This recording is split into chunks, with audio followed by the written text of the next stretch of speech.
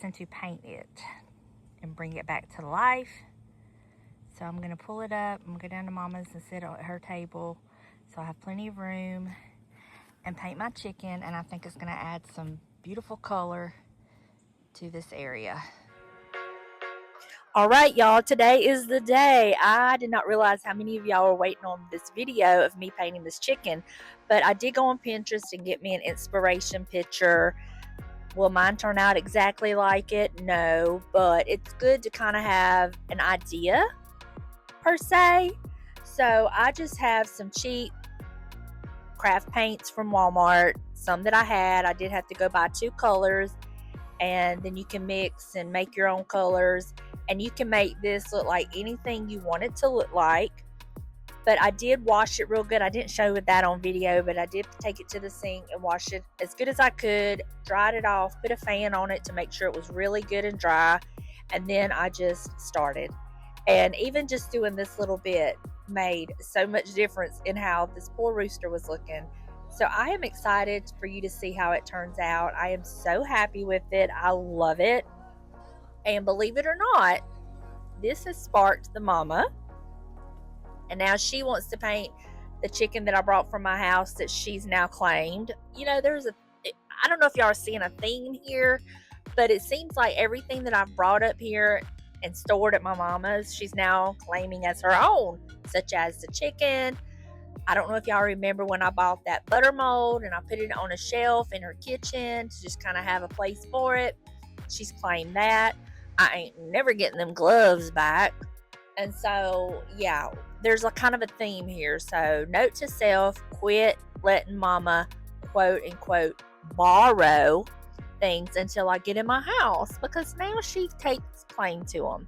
But as I was saying, she wants to paint that other chicken, and then there's a little dog my daddy put out there by the pump house that has faded out. She wants to paint it. So just doing this has given her so much inspiration. So I hope you also get some inspiration from this, and you will maybe paint some yard art that you have that's kind of faded. I did this last year or the year before, I can't remember, to a sign that Cody and Sarah had gotten me for Mother's Day, and I've now have it hanging on my little shed, and I love it. It's so much fun, and you can kind of make the piece your own. So what would probably have normally been thrown away because it was faded and ugly and didn't look good and rusty, now it's turned into a new piece of art for my flower bed, and I love it. I am loving playing in my flower beds and making them look good. And it just goes to show time. It takes time to curate a flower bed, just like when you decorate your home and you curate your home. It takes time, but I'm loving seeing all the little added touches come together. It is just so much fun, and several of y'all have given me some great ideas. Y'all have even said some things I was thinking, such as I want to put some solar lights in my flower bed now. And somebody gave me the great idea of putting that little crock bowl in the flower bed and keeping water in it for the pups for when they're down here. I loved that idea, so I'm definitely doing that. So I appreciate all your ideas. It's like we're just a bunch of girlfriends getting together, chatting, giving each other ideas. I love that about this community, and I just want to take a minute to thank y'all so much for being here.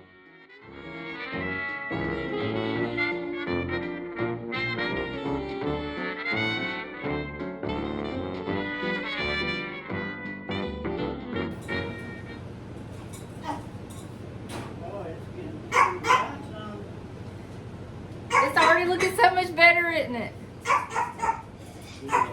I want to add some blue into these feathers. Yeah. But I like how the white's coming through too. What you think, Ma? I think it looks very good. You should be doing this. You're the artist. You're doing fine. I love it. Uh-oh. Let's just have one of them inward sneeze. Bub.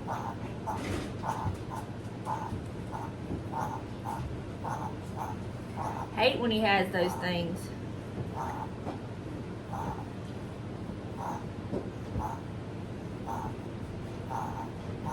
Bub.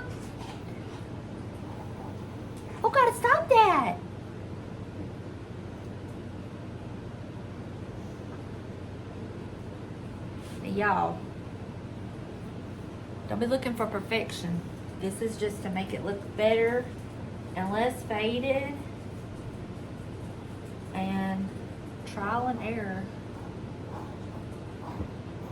Good thing about paint is if you don't like something, you can paint over it. Is that right? Isn't that right? What? You don't like it, you can paint over it. That's exactly right. Now what? I tried to find a chicken on Pinterest as close as like the colors of this one as I could get. I still don't know what I'm gonna do the body color in. Do whatever you want to. I think it needs to be done in like a rust color. Yep, you got the orange and yellow. And Yeah. I could definitely make the colors.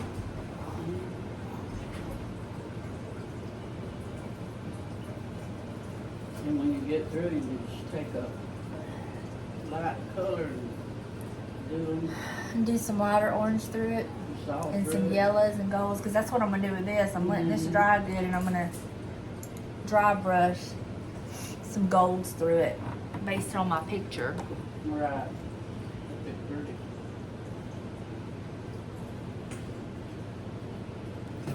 Could do his body like a brownish color, I guess.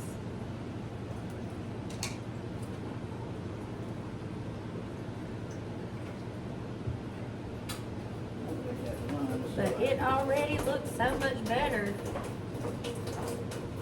Just needed some color.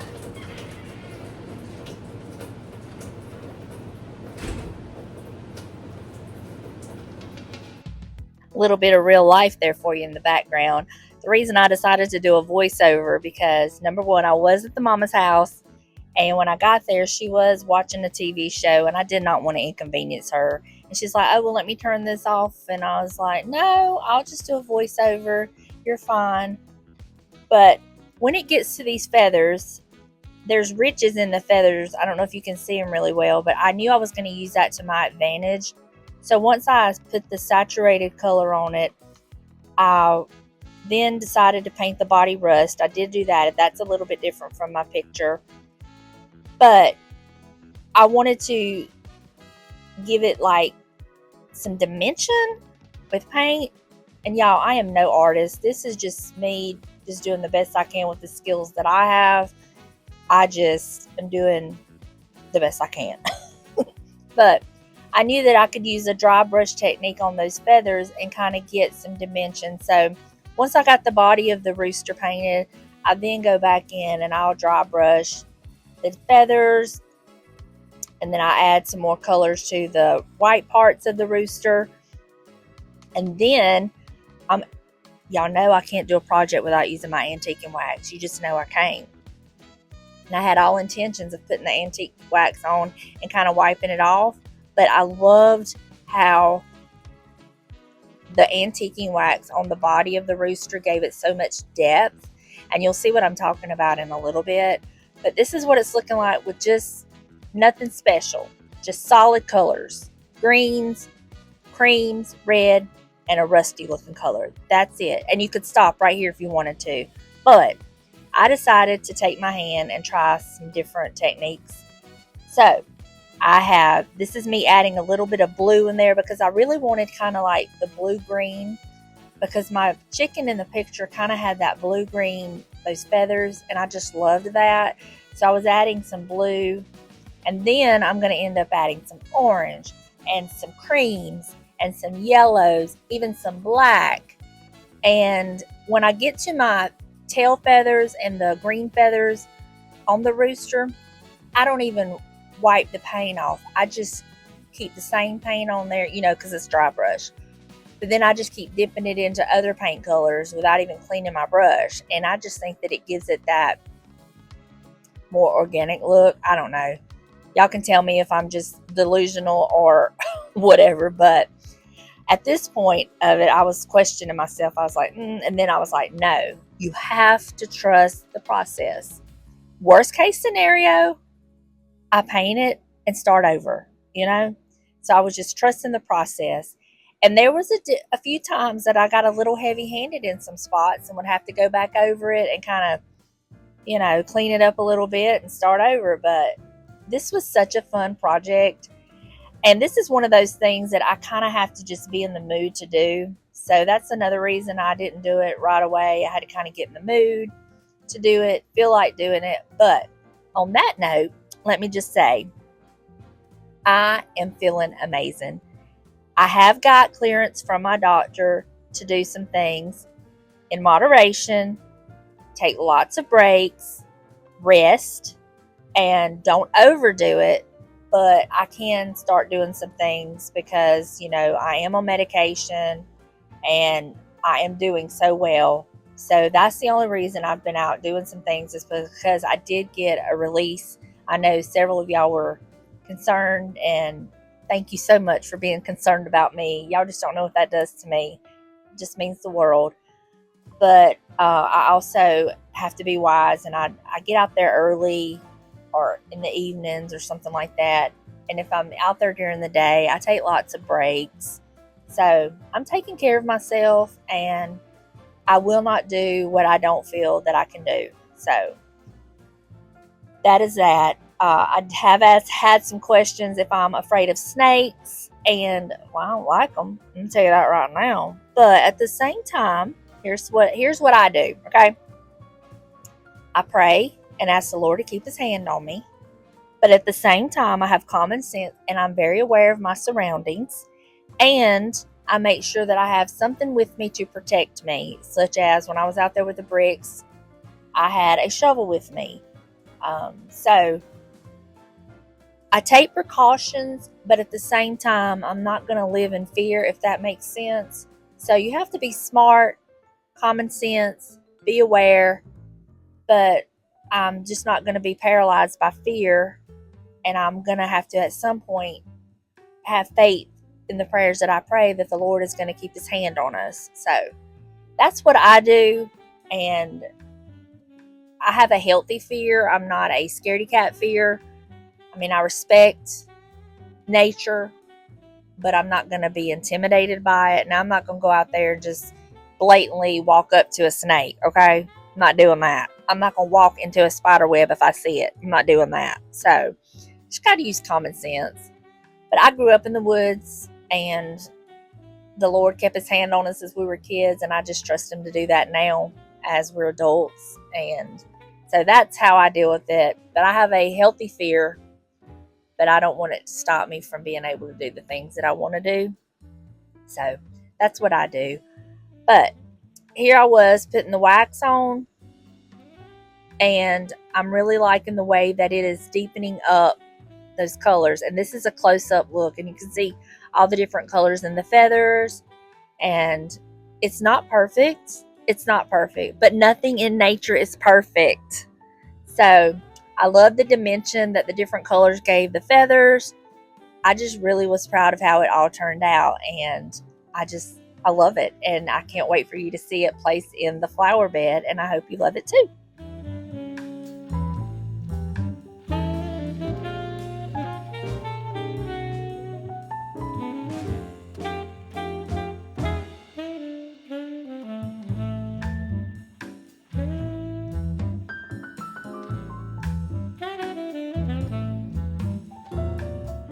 All right, y'all, here is my chicken. All the colors. It's just, you have to do your creative, whatever colors you want to do. I just took a picture off of Pinterest and tried it. But now I've got this Rust-Oleum clear, matte clear enamel. And it stops rust, it says. So this will also protect the paint while it's outside. So got this old shirt just protecting my hand because I'm gonna have to hold it while I spray it. So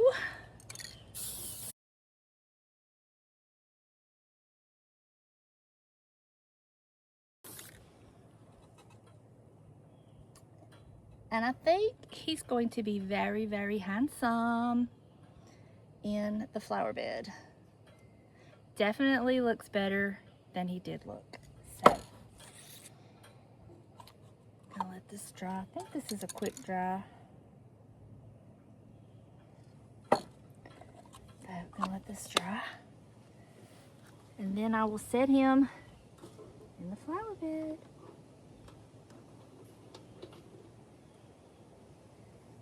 I could probably just set him over there now and just let him dry in place. Let's do that. Just let it dry in place. Alright, let's just go put it over there. This is going to add some much needed color to this part of the flower bed too. He's so handsome. He's so much fun. And the thing about it is, like if you paint it, and I've messed up in several spots, so I would just go back over it and do it again. And I think he looks very good. So I have this little clip that I put down on his feet to hold him in place.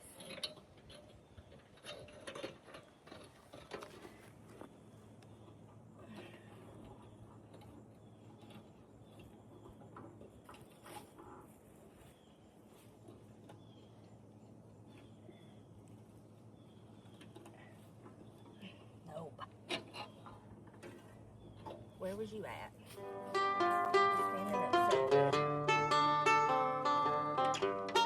A little recap of before and now the after. What do you think? I am so proud of it. I love it. It turned out so good, and it just made all the difference in that sweet little chicken, Rooster. He looks handsome there. Thank you so much for being here. I hope you enjoyed this and got some inspiration, and I will see y'all very soon in a new video. Bye, y'all.